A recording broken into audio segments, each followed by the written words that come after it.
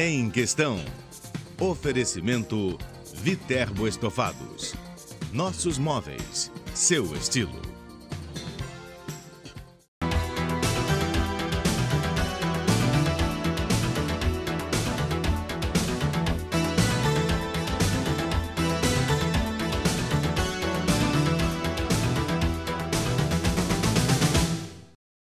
O envelhecimento da sociedade é um desafio para os sistemas de saúde e exige mudanças nas políticas públicas. Segundo a Pesquisa Nacional por Amostra de Domicílios, o Brasil possui hoje quase 25 milhões de idosos. A projeção do IBGE é que essa faixa represente mais de 1/4 da nossa população até 2060. A expectativa média de vida do brasileiro, que hoje é de 75 anos, passará para 81. E o perfil das doenças que mais impactam a sociedade também vai mudar. De acordo com o estudo, doenças crônicas como diabetes, câncer e hipertensão vão liderar as listas de atendimentos e internações. O Alzheimer e outras demências terão um crescimento de 165% até 2033. O impacto do envelhecimento da população sobre o sistema de saúde ainda nem começou no Brasil, segundo os especialistas. A previsão é de que a proporção de pacientes com mais de 65 anos triplique nas próximas 4 décadas. O tema em questão de hoje é a saúde do idoso. O nosso convidado é o geriatra e médico de família e também professor da Faculdade de Medicina de Petrópolis, Carlos Gazzaniga. Muito bem-vindo. Obrigado. Vamos começar falando sobre como chegamos nesse quadro, que não somos mais esse país dos jovens, da juventude, o país do futuro, somos hoje um país de idosos mesmo. Exatamente. Né? O Brasil ele está passando, né, por uma transição populacional, né, como a gente já sabe, em que a taxa de natalidade ela já começou a diminuir bastante. Né? E com isso, o que está acontecendo? A gente está envelhecendo. Né? As políticas públicas que foram feitas nas últimas 2 a 3 décadas mudaram esse panorama. Né? Então, vacinação, né, melhor qualidade, né, de esgoto, de água, né, de aparelhagem realmente da saúde, faz com que essa população, né, tenha uma queda da nossa mortalidade, né, e da nossa natalidade. Com isso, a nossa pirâmide, que antigamente era muito triangular, começa agora a virar basicamente um paralelepípedo, né, por essa questão dessa transição. Por isso que o Brasil deixou de ser um país de jovens, né, e olha para frente e torna-se um país de idosos. E vamos chegar a ter a maior população idosa nas próximas décadas do mundo? As projeções mostram que por volta de 2050 o Brasil será o país com a maior quantidade de população idosa. Tá? E para desmistificar um pouquinho isso, né, idoso no Brasil, assim como em países em desenvolvimento, como Argentina, Chile, é acima de 60 anos essa classificação. Já em países já desenvolvidos como Estados Unidos, Japão, Austrália, Europa, é a partir de 65 anos. Isso em função da própria qualidade de vida, né? Deles, exatamente. Né? Mas o grande problema é que as políticas públicas aqui do Brasil, né, começam a partir de 65 anos.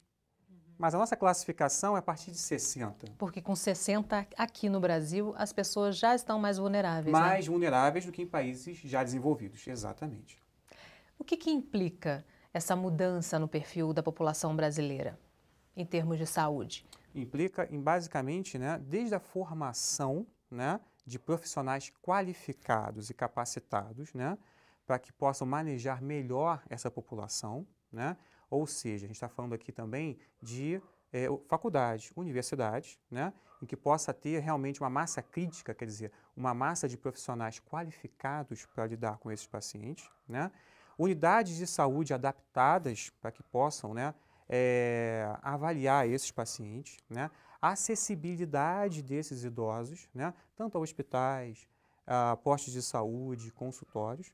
Né? Na própria locomoção deles, né? Exatamente, porque a gente tem muitos idosos, né, que estão acamados. Como é que a saúde, né, como é que esses profissionais de saúde podem chegar nesses domicílios? Isso é uma pergunta que a gente se faz sempre. Né? Quando a gente tem, né, um posto de saúde da família, né, uma unidade próxima desse domicílio, né, a gente consegue chegar a esse idoso. O grande problema são esses vazios assistenciais, né, em que esses idosos ficam, né, desassistidos, né? Tem a família e não tem esse acesso aos serviços de saúde em si. Então, muita coisa tem que melhorar, tanto na qualificação desses profissionais que estão saindo, né, mas também nos serviços de saúde oferecidos. Muita coisa tem que ser feita ainda. E há também uma deficiência de especialistas, geriatras mesmo, para poder dar conta dessa população toda, né? Exatamente, né? Os cursos médicos hoje estão vivendo agora uma mudança, né, em termos de currículo, porque a disciplina de geriatria não era uma disciplina obrigatória, né? A partir de um certo ponto para cá, 4 anos para cá, essa disciplina é obrigatória. Então, os cursos estão fazendo agora, né, mudanças curriculares, né, justamente para formar, né, profissional mais qualificado, para que possam gerir novos profissionais capacitados, né? Então, eu vejo que daqui a mais ou menos 1, 2, 3 anos, todas as faculdades de medicina vão ser obrigatoriamente vão formar, né, profissionais mais qualificados, com a disciplina de geriatria sendo oferecida de forma objetiva. Hoje, quais são os principais problemas de saúde que impactam a população mais velha? Bom, nessa população, basicamente são problemas crônico-degenerativos. Então, a gente tem, né, como carro-chefe, hipertensão, diabetes, né, basicamente, esses 2 problemas. Fora os outros que vão impactando... E as consequências desses problemas, né? Exatamente, exatamente. A gente não pode esquecer nunca das doenças ligadas à parte neurológica, né, como o Alzheimer, como o Parkinson, né? No caso da psiquiatria, da depressão no idoso, né, que é muito prevalente, né? Então, são doenças com morbidades diferentes que impactam muito nessa população idosa, diferentemente da população adulta, em que você tem doenças mais agudas, né, na grande maioria das vezes. Você falou aí na comorbidade, né? Um dos problemas em relação à saúde dos idosos é justamente a associação de várias doenças, né? Exatamente. No adulto você pode ter um problema de saúde, corrigido ou não, mas que você pode ter o segmento. No idoso você vai ter 2, 3 problemas de saúde de forma associada e que acabam prejudicando a qualidade de vida dele, né? E basicamente, para a gente poder resolver isso, mesmo de forma, antes de acontecer, teoricamente, tem que prevenir, evitar. Mas já que ele tem o problema, quando tem 1, 2, 3, 4 problemas de forma associada. Mais difícil o diagnóstico, né? Muito mais difícil o diagnóstico, né? E além disso, para você tratar obrigatoriamente, ou na grande maioria das vezes, você tem que entrar com várias medicações juntas, o que chama de polifarmácia. E o grande desafio nosso é evitar isso, claro, porque a gente vai ter interação medicamentosa. E essa interação medicamentosa pode gerar problemas, quedas, problemas cognitivos, que poderiam ter sido evitados se a gente não estivesse usando de forma errônea esse tipo de medicamentos. Você falou aí em queda. Queda é um problema muito sério para idoso, né? Muito. É um problema de saúde pública, por sinal, as quedas. Por quê? Porque além de ter o impacto, né, da queda em si, claro, o trauma, você pode ter reviravoltas, fraturas. E nisso pode gerar cirurgias, alto custo. E o pior, levar esse paciente para uma unidade fechada, um CTI, né, que você pode ter, além do alto custo, mais infecções e outros problemas acarretados por estar lá. Então é importante que o profissional de saúde veja muito bem isso, né? Evite um dos problemas de quedas, que é a polifarmácia, né? Mas tentar sempre modificar o ambiente daquele idoso no próprio domicílio, que é justamente o cenário, né, que mais ocorre as quedas. Então, tem que estar sempre melhorando a luminosidade, evitar muitos móveis para que o idoso consiga, né, andar de forma segura, né? Colocar barras para que ele possa se apoiar de forma melhor para evitar a queda. Degrau também é um fator importante para a queda, né? Ele pode escorregar. Pisos muito lisos, né? O ideal seria sempre pisos antiderrapantes, principalmente no banheiro, né? Em que o ideal seria colocar aquelas faixas, né, antiderrapantes para que ele não caia, né? Que a gente chama de fator extrínseco, quer dizer, que estão no ambiente. E os fatores que podem causar quedas, mas são do próprio paciente, né? Além da polifarmácia, a questão da catarata, que atrapalha muito a visão desse paciente, né? Os problemas ortopédicos também, né? Pacientes que têm algum problema de locomoção, né? Artroses severas que impedem esse paciente de se locomover de forma correta, né? O não uso da bengala também, que é interessantíssimo, né? Pode e deve ser sempre encorajado, porque vai ser mais um suporte para esse paciente. Então, se a gente já tem a polifarmácia desse paciente, mais esses fatores combinados podem levar a quedas, que é um problema de saúde pública hoje em dia, porque leva a problemas, né, de internação, cirurgias, uso de CTI, né? Então é muito custo tanto para o SUS, né, quanto para o próprio paciente que pode pegar uma infecção ou algum tipo de desfecho desfavorável. A gente estava conversando aqui antes de começar o programa também sobre a questão do equilíbrio, que o idoso não tem esse equilíbrio que a gente tem por uma interferência do próprio, uma mudança que acontece no próprio ouvido, né? Exatamente, né? Existe uma esclerose de alguns órgãos específicos, né, do equilíbrio, né, associados à visão também pela catarata. Isso, assim, prejudica demais o equilíbrio, né? Pode dar vertigens, né, alterações do equilíbrio e pode cair. Junto com o envelhecimento da população, surge um aumento também daquela camada de pessoas que está acima dos 80, né? Exatamente. Os octogenários, né? Isso. Eles exigem um cuidado ainda mais especial, né? Exatamente. Eu, particularmente, tenho 4 pacientes centenários já, né? E que esses pacientes a gente tem que tomar muito cuidado, realmente, né? Basicamente porque eles tornam-se cada vez mais idosos frágeis, né? Idoso frágil, que a gente chama, é aquele idoso que tem uma diminuição da capacidade dele de lidar com doenças, né? Então, a energia vital dele é muito menor pela idade que ele tem realmente. Então, um exemplo típico que a gente coloca, um adulto jovem que tem alguma infecção, uma pneumonia, né? Que, teoricamente, tranquilamente, a gente tratando ele consegue resolver. Nesse idoso, pensa que morre-se muito de pneumonias no SUS, né? Desidratação, diarreia, que no adulto jovem não iria acontecer. Só que no idoso, por não ter justamente essa capacidade de enfrentamento desses problemas, né, acabam tornando-se muito frágeis. E mesmo tentando corrigir com medicação ou com suporte, eles acabam indo a óbito. Então é outro olhar por ser um idoso potencialmente, né, em risco, muito mais vulnerável do que o paciente até idoso, né, até os 70 anos. Um outro fenômeno é que as mulheres vivem mais, em média, do que os homens, mais 7 anos, né? Isso. Por que isso acontece? Que Alguns fatores levam a isso? Exatamente, alguns fatores. As mulheres tendem a procurar mais os serviços de saúde. E nisso elas acabam cuidando-se muito melhor do que o homem. Que normalmente, se bem que hoje está muito mais de forma equilibrada, né? Mas o homem anteriormente procurava menos pela questão do trabalho, da parte ocupacional, né? Que não daria tempo dele procurar algum tipo de assistência. A mulher, né, teoricamente antes, ela ia realmente mais, ela procurava mais os serviços de saúde. Então, a prevenção de doenças era muito mais forte, vamos dizer assim, nas mulheres do que em homens, né?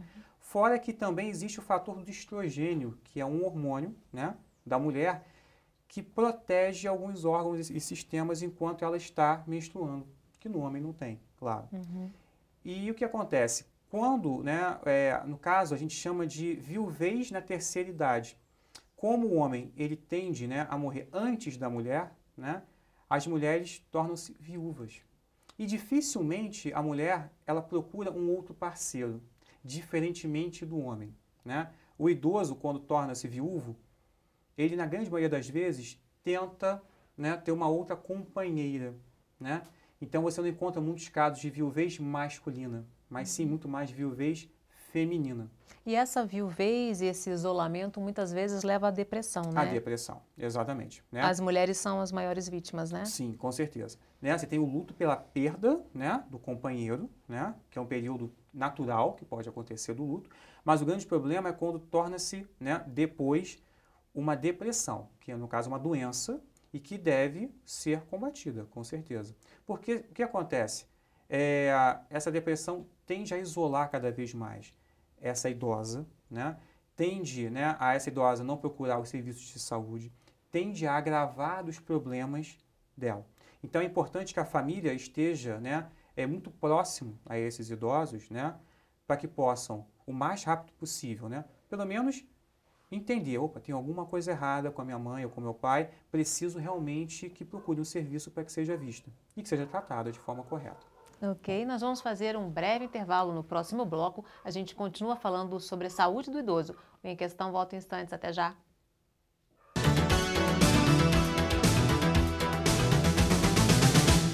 Em Questão. Oferecimento Viterbo Estofados.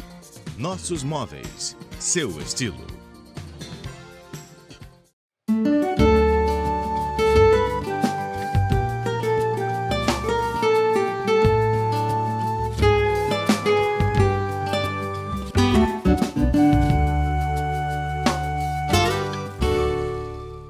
Em Questão.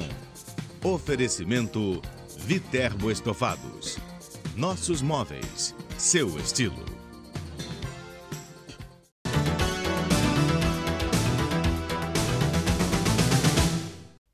O Em Questão está de volta com o tema A Saúde do Idoso. Nosso convidado é o geriatra, médico de família e professor da Faculdade de Medicina de Petrópolis, Carlos Gazanego. Nesse bloco vamos falar de um outro problema grave que afeta a população mais velha. 27% das internações de idosos no Sistema Único de Saúde são em decorrência de maus tratos e agressões. Entre janeiro de 2011 e março de 2014, o Disque Direitos Humanos, o Disque 100, recebeu 77.059 denúncias de violência contra pessoas acima de 60 anos. Professor, vocês enfrentam essa realidade todo dia nos postos de saúde, né? Isso, exatamente, né? A gente tem, né, aqui em Petrópolis, quase 30 mil idosos, né?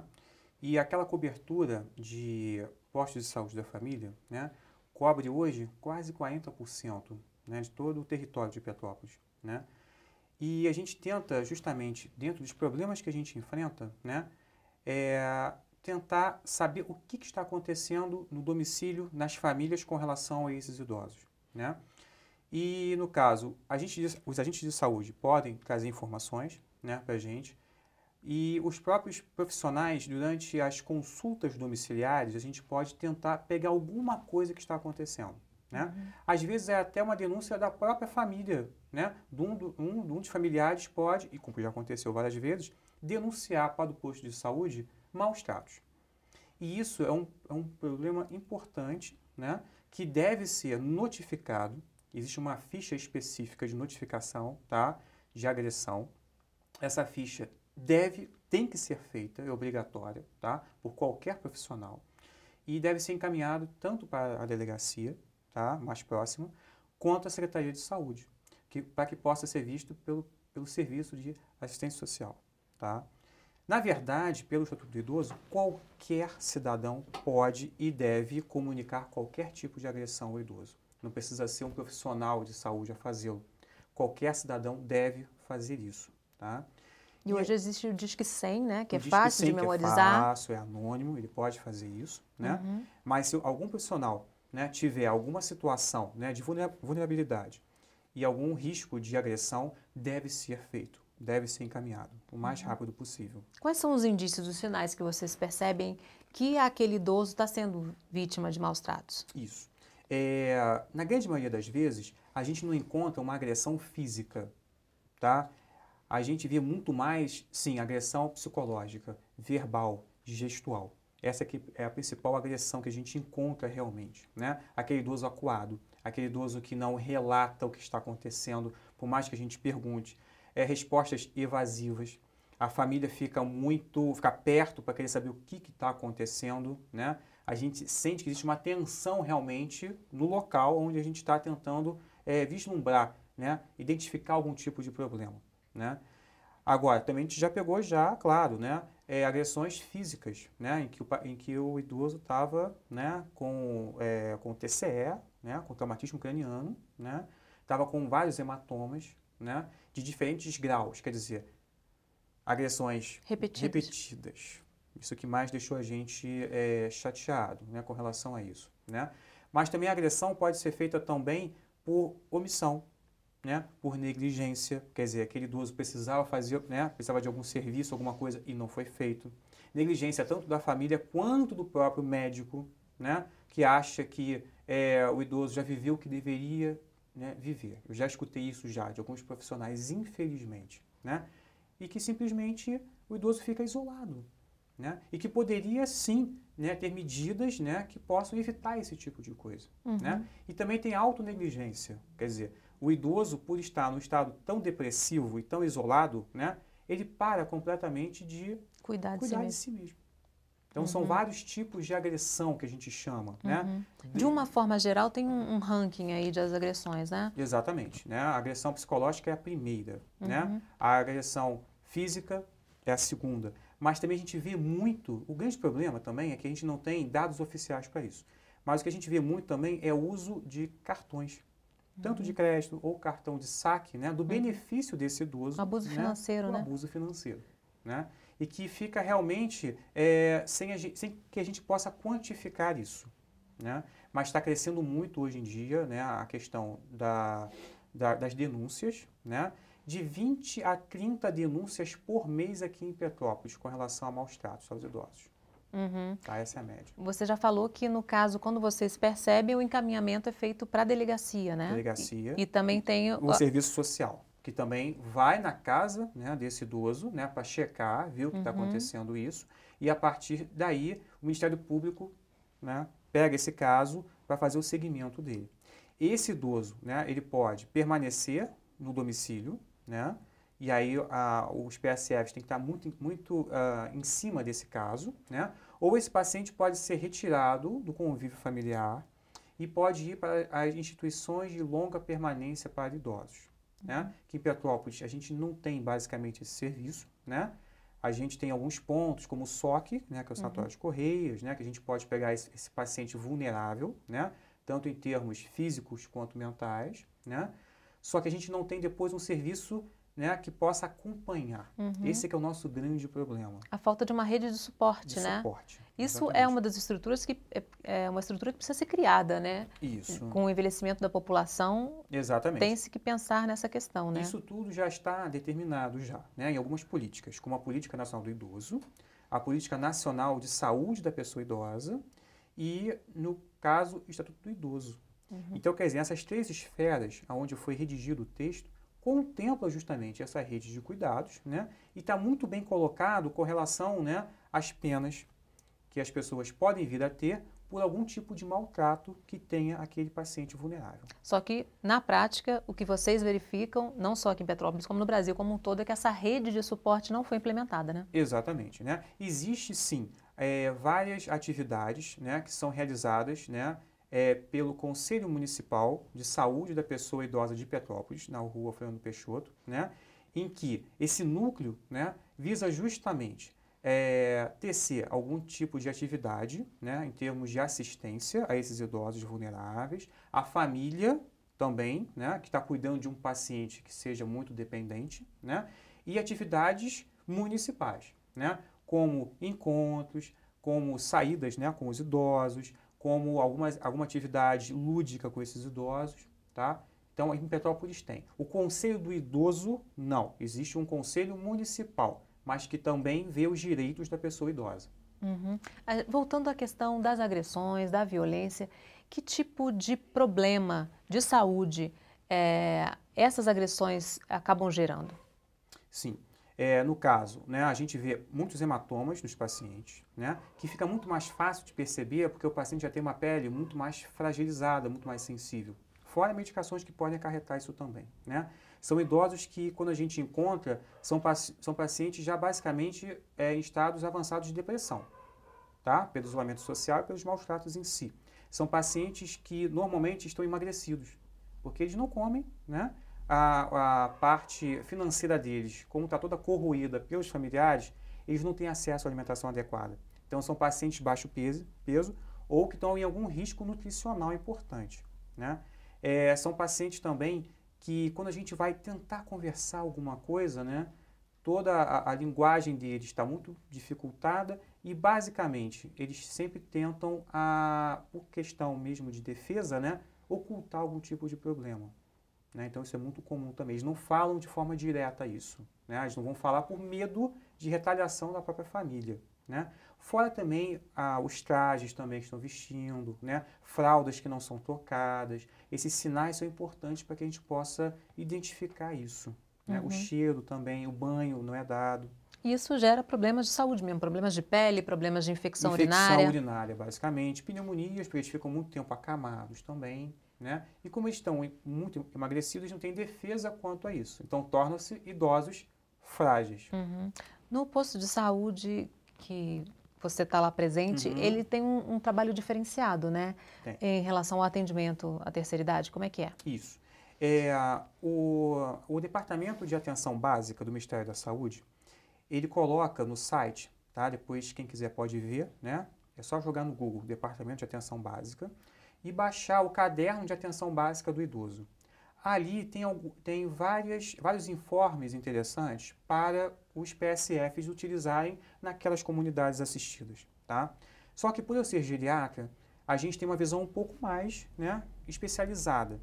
Então, a nossa equipe e os alunos da fase que rodam, tanto o pessoal da medicina quanto da enfermagem, a gente utiliza a avaliação multidimensional do idoso.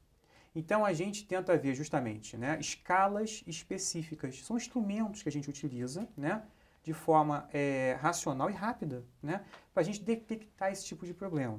Então, a gente tem escalas para depressão, escalas para a gente avaliar como é que está a parte cognitiva desse paciente, para a gente saber se ele tem ou não algum grau de demência.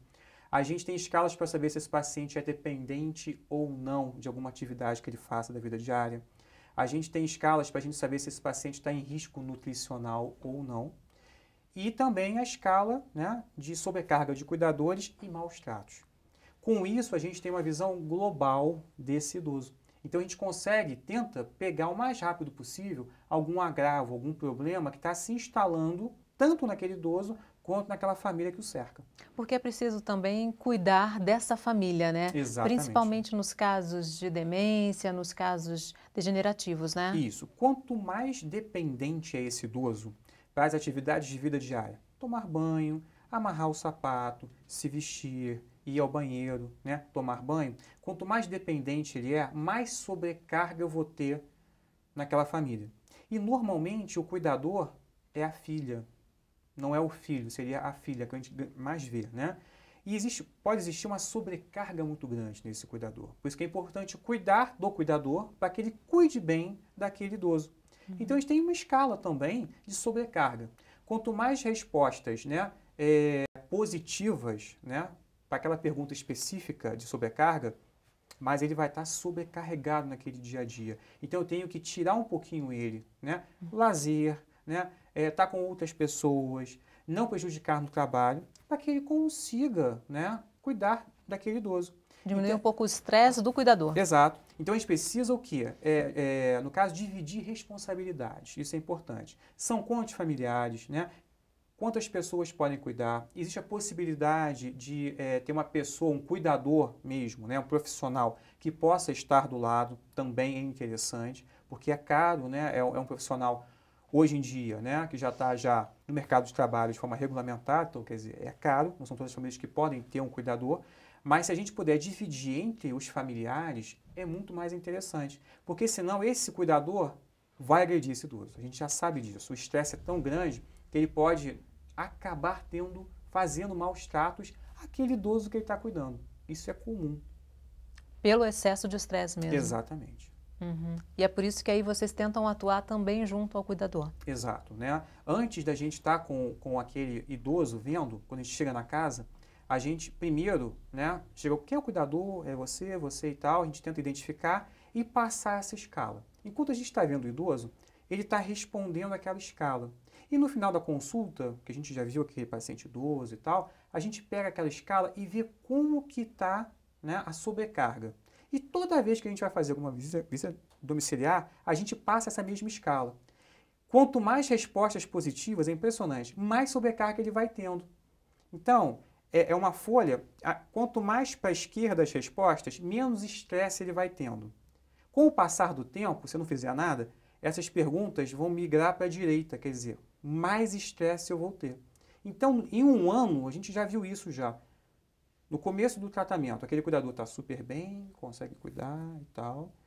Depois de 6 meses, as respostas são mais negativas. E se a gente não fizer nada, depois de 1 ano, as respostas são basicamente negativas. E é por isso que a consulta do idoso, o atendimento ao idoso, ela é mais demorada, né? Ela precisa ser muito mais detalhada, né? Muito detalhada, né? Porque além do idoso em si, a gente também tem que estar vendo a família como um todo. Né? Então, quer dizer, o tempo gasto é muito maior. Não só pelas doenças do idoso, né? Mas também pela sobrecarga que pode ou não estar tendo aquele cuidador. Isso exige uma mudança também nos sistemas de saúde como um todo, que não prevêem essas consultas um pouco mais demoradas, essa consulta diferenciada, né? Exatamente, exatamente. Porque no caso, né, a gente, na grande maioria, vê, né, em termos clínicos, né? O que está acontecendo focado na doença. No caso da gerontologia, né, que é a ciência que estuda o envelhecimento, e a geriatria, que é o ramo médico, né, que vê o envelhecimento, a gente também se preocupa toda a parte funcional desse idoso, a parte familiar desse idoso, não só em termos de doença, né, mas em termos também de promoção à saúde. Por isso que é muito mais detalhado. Nós vamos fazer mais um breve intervalo. No próximo bloco, a gente continua falando sobre a saúde do idoso. O Em Questão volta em instantes. Até já!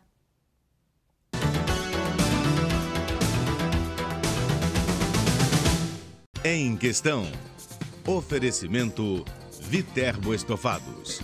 Nossos móveis, seu estilo.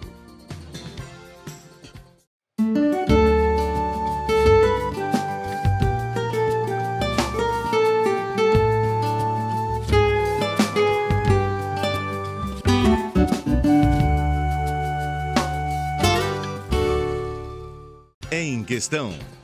Oferecimento Viterbo Estofados. Nossos móveis, seu estilo.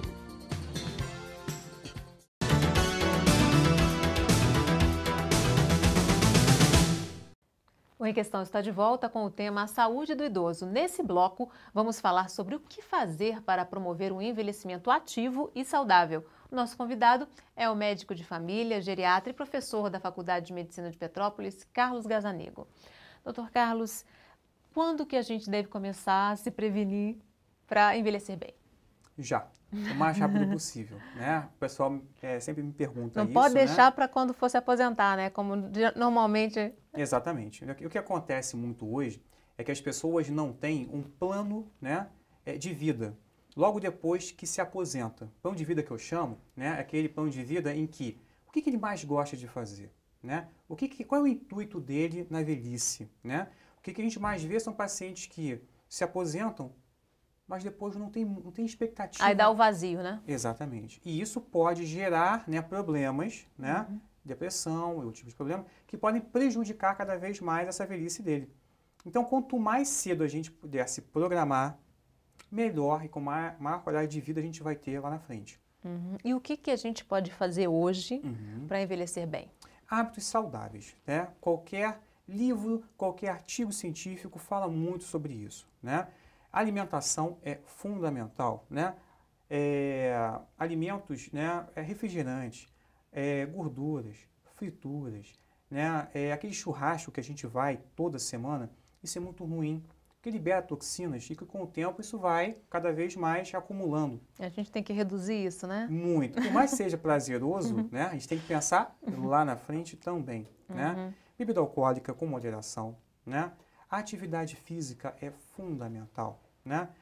Primeiro, em termos, né, ortopédicos, né? Musculatura, né? Para que o paciente consiga, né, se locomover de forma bastante saudável lá na frente, né? O que a gente mais vê hoje são pacientes, né, chegando, né, obesos, né? E com uma sarcopenia, quer dizer, já como doença já muscular importante, porque não fez nenhum tipo de terapêutica ou algum tipo de prevenção anteriormente. Tem que mudar a cultura, né, doutor? Hoje não há, na verdade, uma cultura de prevenção, né? Exatamente. Teve uma pesquisa até recente que mostrou que só 10% dos adultos praticam atividade física com regularidade. Exatamente. Isso tem que mudar, né? Fora também, né, a nossa vida muito agitada, né? Aquela alimentação de fast food. Né? Isso é péssimo, a quantidade de sal que tem naquela comida, né? A gente não tem variedade, né, em termos de de alimentos ali, de proteínas, de nutrientes, de nada, né? E que acaba sobrecarregando os outros sistemas, né? A parte circulatória, a parte renal, e que isso, com certeza, a gente vai pagar lá na frente na nossa velhice. Você falou aí da questão do exercício físico, que é fundamental até para essa pessoa conseguir se locomover bem na velhice mesmo, né? Não depender dos outros, né?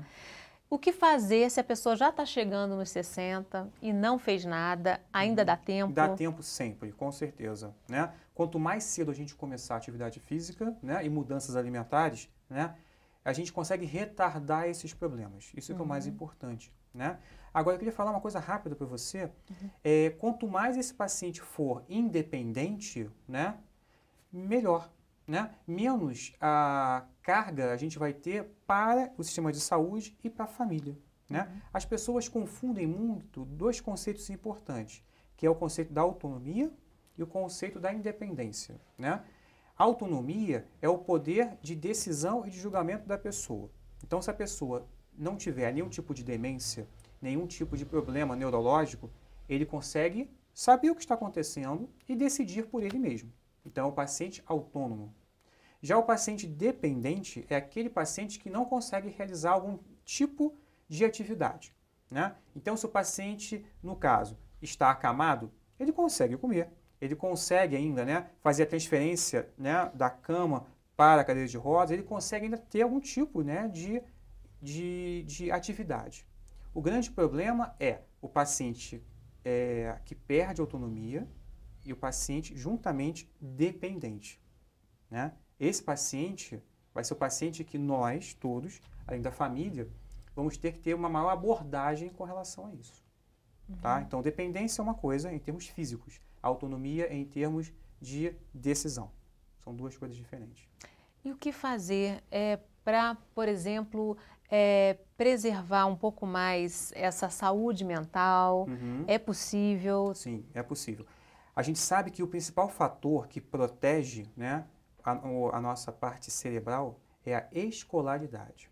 Quanto mais a gente estuda, menos chance a gente pode, no futuro, desenvolver algum tipo de grau de perda cognitiva. Estou falando de demência, não, estou falando de perda cognitiva em si, né? Porque perda cognitiva, todos nós vamos ter um esquecimento aqui, um esquecimento lá. Já a demência não, é uma doença, né, importante.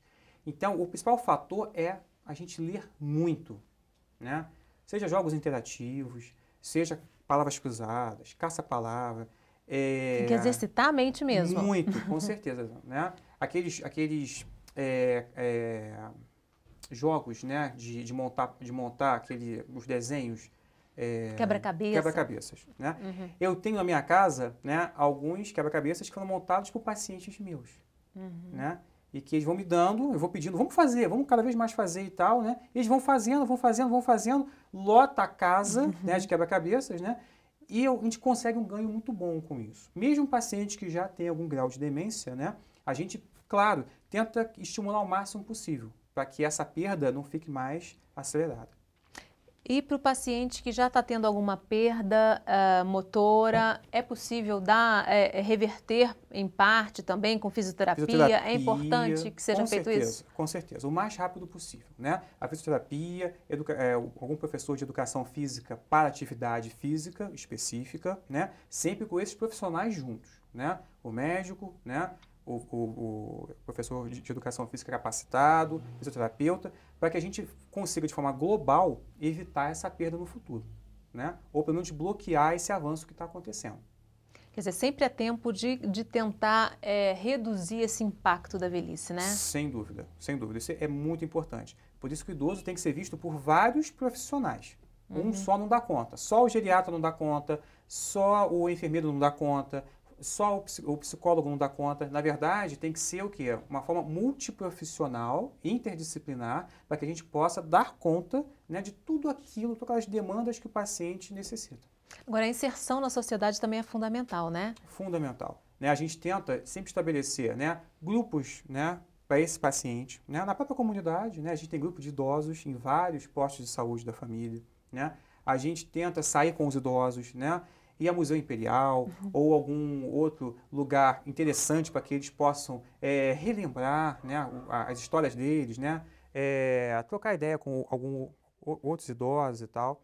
Tudo isso é fundamental. É reinserir aquele idoso, né, na sociedade. Isso é muito importante. O isolamento tem que ser evitado ao máximo, né? Então, se a gente puder fazer isso, né, em todas as comunidades, né, e aquelas famílias que não têm PSFs, né, tentar colocar, né, em algum tipo de clubes ou algum lugar, né, que possa reunir esses idosos para que eles possam... Grupos de terceira idade. Isso existe aqui na de cidade. Dança, né? De dança, que eles adoram dança, né? Tudo isso é fundamental, é muito importante. E vocês veem o resultado dessas atividades em grupo na própria saúde dos pacientes, né? Sem dúvida, sem dúvida. Com certeza, aquele idoso que a gente pega às vezes de forma isolada, né, e que a gente consegue captar para o grupo, né, ele tem uma performance tanto cognitiva, né, quanto em termos físicos, fantástica. A gente consegue reduzir, inclusive, medicação. Né? Isso é fundamental. Quanto menos medicação, menos polifarmácia. Quanto menos polifarmácia, mais adequado vai estar esse paciente para menos efeitos colaterais, exatamente, menos quedas. Isso mesmo, exatamente isso. Então, a ênfase tem que ser sempre na prevenção e na promoção da saúde mesmo, sempre, né? Sempre, em qualquer idade. Mais ainda na terceira idade, claro. Ok. Infelizmente, nosso tempo terminou. Agradeço a participação do professor Carlos Gazzanego. E a gente tem um encontro marcado no próximo Em Questão. Eu espero você. Até lá.